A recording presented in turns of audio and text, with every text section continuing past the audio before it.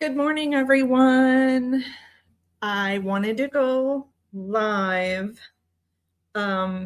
this morning. If you're new here and you're popping up, my name's Jennifer, and I'm a former journalist, and now I just kind of do a YouTube channel, host, and talk about lifestyle content. And I used to cover a lot more true crime, but I have shifted and I want to talk more about mental health and things like that. So if you're joining and I just popped up in your feed, you are probably being brought here for a reason. Maybe you typed in the word grief or you started researching grief and I just popped up in your algorithm. I think it's a sign. Go ahead and subscribe if that's something you're interested in talking about. We're going to be talking about meditation, and I kind of want to do this grief diary. My father passed away just 3 weeks ago, and I wanted to shift my channel in a different direction. And a lot of people were like, no, keep doing your true crime content. And I was like, no, I want to do positive content. I know I can do both and balance them properly. So I'm not a grief expert by any means. I am just someone who is experiencing it for the first time and have been hesitant to go live, mainly because I'm going to be honest, I have not been doing the best self-care, meaning getting up in the morning, doing my hair, doing my makeup, doing all the things. And I think that's okay. If you're in that stage right now, that's okay. I pulled up this chart here, and it kind of talks about complicated grief. And I think there's a lot of different things you can grieve. You can grieve an actual human being, or you can grieve a lifestyle you had, for example. I'm a recent cancer survivor. I also have multiple sclerosis, and oftentimes I find myself grieving the life that I used to have. And it's not always about a physical person or a pet.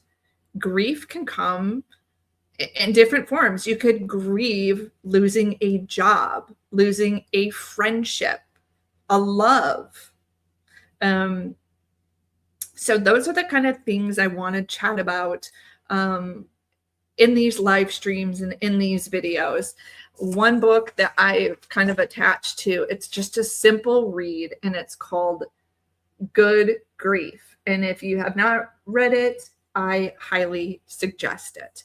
I wanted to share a part. I tore this out because it really spoke to me. And I was like, I want to share this with people. I want to put it on my mirror so that I can look at it every day and understand that this is going to be a process. It is not going to just be something that comes and goes. I'm going to deal with this for the rest of my life. You are going to deal with this for the rest of your life. So how can we figure out a healthy way to do it? Grieving should not be something like we're ashamed of. It shows that there's something that we loved so much, or a person we loved so much, that it hurts so deeply that that memory hurts inside, that we might actually have physical symptoms of panic or uncontrollable crying. Right now, jokingly, I told my mom that I don't know why, but I've been going to the grocery store. This did not happen 3 weeks ago before my dad passed, but once I reach checkout, I start getting super emotional, and I don't know why.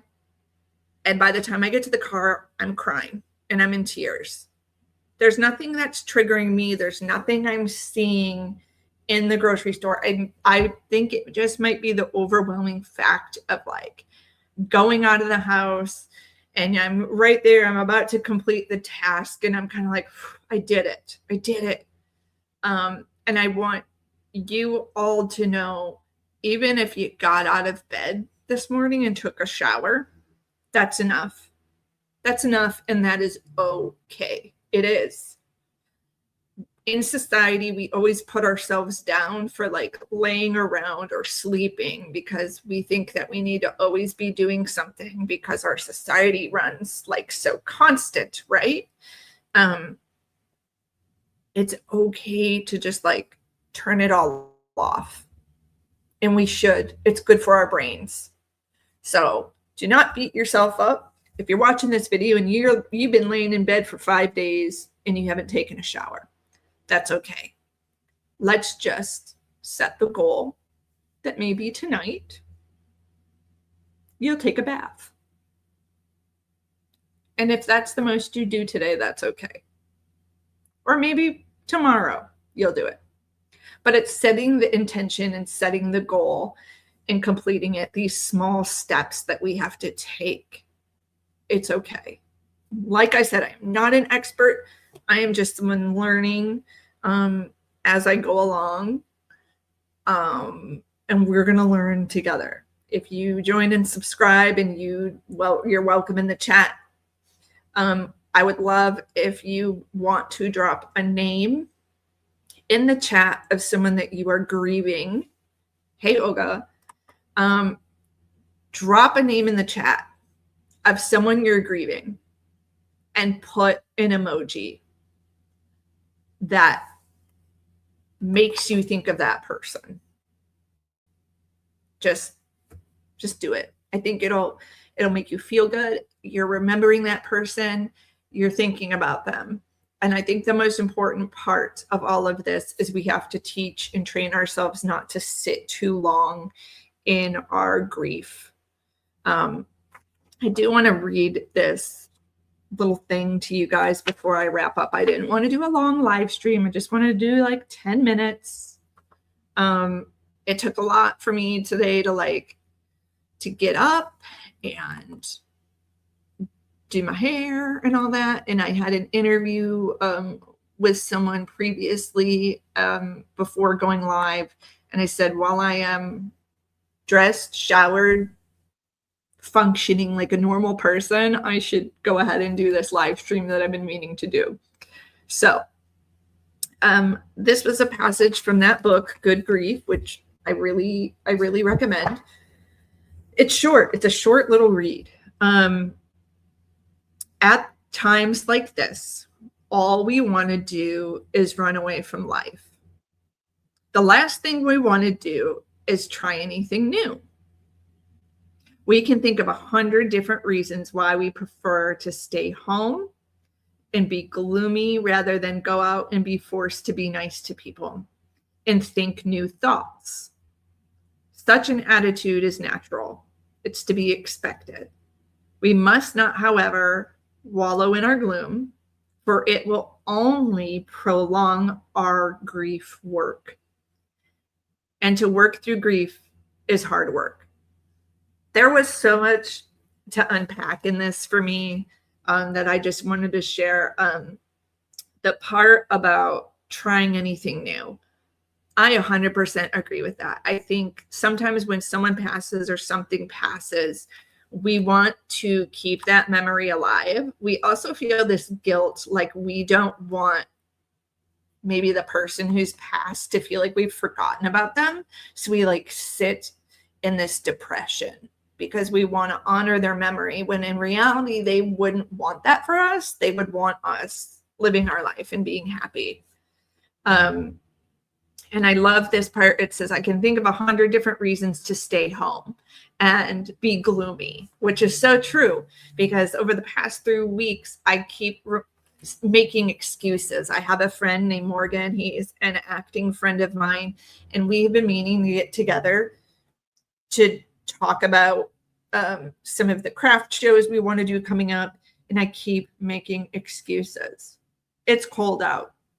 I have this going on. I have that going on. And it's like, this hit me hard, where we start to make excuses and making reasons for not getting out and doing the things we need to do and sitting in our grief. And like the bottom of this page says, it's hard work. It's hard. It's hard to get up and shower and get dressed and put your makeup on and go out there and put on this like face, right? So it's easier to lay in bed. 100% it's easier, but it's not the healthiest thing for us. So maybe what we need to be doing, and I'm like I said, I'm not an expert. I'm just learning about this myself. Set 10 minutes aside to flip through pictures or think of a memory or a thought and let yourself like have that cry or whatever you need to do, and then set a time limit on it and be like, okay, after I do this, I'm going to take my shower. I'm going to get dressed. I'm going to put my makeup on. I'm going to leave the house. I'm going to go get a coffee from the store, or I am going to go pick up the batteries that I've needed to pick up for 5 weeks now that I haven't picked up. Setting a small intention of something that you need to do, small goals, I noticed is what's been helping me. And the part about prolonging the grief, absolutely. The more we kind of avoid it, I think the more it's prolonged, and it's something that we need to know that is, I don't think it hit me, that it's going to last forever. I will forever grieve my dad. You will forever grieve whatever you're grieving. It's not like it's going to just go away. This is something we all are going to have to unfortunately work on. And we're a part of this new club, which sucks, but it's going to be work, and it's hard. And I have my days too where I'm like, this sucks. I didn't sign up for this. I didn't want this. And that's totally okay to feel that way. So I'm hoping we can all come together in these chats. I'll try to have them more scheduled, where like we do them a certain time at a certain date, like maybe Fridays at noon or something. I'll take a poll and see what people are interested in so that we can help each other and discuss what helps us the most. And ironically, I'm going to tell you over the past couple weeks what's helped me. And this may not be for everybody. For me, reading and watching things about near-death experiences has helped me. I don't even want to get into religion, because everyone has different views and everyone's entitled to different views. But reading about people who have experienced near-death experiences has helped me say, it's okay. My father, or whoever you're grieving, is in a better place. XYZ. These people have experienced this. This is the scientific proof that I have in front of me to show that they're okay. And that's what sucks about death, is there's not like a scientific way that we can study what the afterlife is. I mean, they're trying to, but it's like the wind. It's there, but I can't see it. I can see the branches moving, but I don't see the actual wind. And love, I know it's there because I feel it inside, but I can't see love. I can't see it. I can see the actions of it, but I can't see what love is. So, and that's what death and the afterlife is to me. It's like, it frustrates me because I always want answers. I'm that like person who, I need the answers. I need a why. I always need a why. So just, it's something that we're all going to be trucking along together doing. And we're going to have probably moments where it really, really sucks. Then there's moments where we're doing really, really well. But what, like I said, what I've noticed for me is doing guided meditations, which you will find on my channel, has helped me, and reading about near-death experiences. And then also, this is not going to be for everyone either. I did it like a mediumship reading, and it is something I do believe there are people who can connect to the other side. And what I was given information during that session really helped validate to me that, like, he's okay. He's still here. He is still here with me. And Christians, I get it. You don't believe in it. You think it's the devil tricking you. I respect your opinion on that. My personal opinion, there's people that can connect to the other side. I believe all of us really can. We're just not tapping into it, or we're afraid of it. So those are the 3 things that have helped me. I would love if you drop in the comments section what helped you during a time you were grieving. Maybe it's getting a new pet. There's nothing wrong with that. They always say, don't do something impulsive after someone dies. And I'm thinking, why not? You only live once. Honor that person who passed. If you've been thinking about getting a new puppy for 2 years now, get the damn puppy. Like, it's going to put a smile on your face. It's going to make you happy. Like, if anything, this video is your sign. If there's something you've been thinking about doing, do it.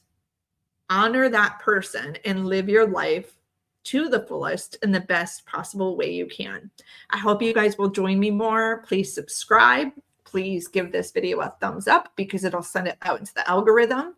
And I hope you all have a great weekend. Thanks so much. And we'll be back to talk more about grief. I'm hoping to bring on some experts. Yes, I mean, Olga, right? A puppy is always a good idea. If you have the financial means to take care of it. Otherwise, maybe go volunteer at the shelter, walking dogs. And like that passage said, we never want to try something new. Force yourself to try something new, or that you never would have done before. And maybe it is volunteering at the shelter once a month, once a week, whatever like you can do. It is so hard to try something new, but I think that will help pull us out of the grief hole. Thank you all so much. And gosh, Olga, like, maybe you should like host this with me sometime soon. We'll have to chat. She is one of my also good friends who also recently went through breast cancer. And before you jumped on, I was talking about how we can grieve not just people, but our old life. And I'm sure you're struggling with that too. Like, you're like looking at your body and you're like, what is this? Like, this is me, and I have to accept this, and it's okay to grieve the old you. So maybe you can help me host some of these and come up on panel, and we can kind of just talk about that. Probably do a stream about grieving your old life after going through cancer. So thank you all. Hit the like button and help me get this up to algorithm. Have a good one.